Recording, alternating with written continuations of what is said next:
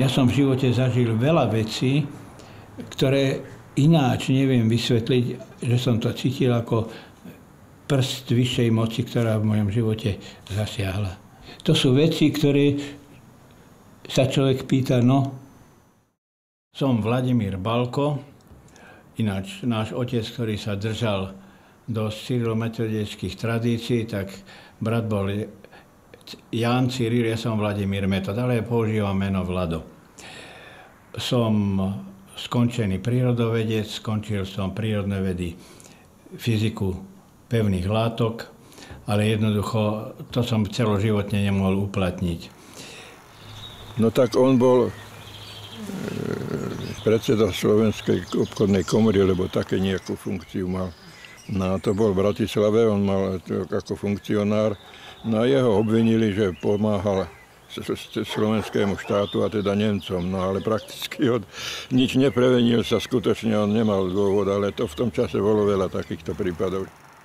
Vieročka, Vladko, Cyrilko, všetci sa pustili do usedavého plaču. Prosili a boskávali mamičku, že už budú dobrí a každý si bežal ku svojim hračkám a začal ich upratovať a ukladať. Ledva minulo pár minút, už bola detská izba v poriadku.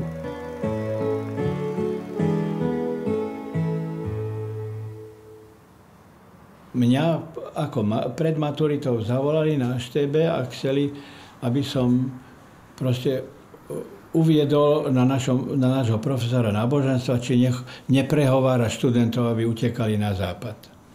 Ja som to odmietol.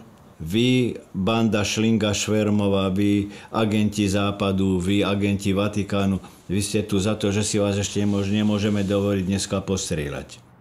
Tyhle jednotky byly vysloveně vedeny jako pracovní jednotky a byl to takový, řekl bych, zjednodušený pracovní koncentrační tábor. Řeknu to tak, jak si to myslím. Yeah. No, ako si to predstavujete? Vraj o výhodách socializmu ste ma ako tak presvedčili, ale že Boh neexistuje, to nie. No čo s tebou, súdruh, máme spraviť? Čo povieš, keby si išiel znova do výroby? Vrajím, no viete čo, prosím vás pekne, a povedzte mi, mám inú možnosť?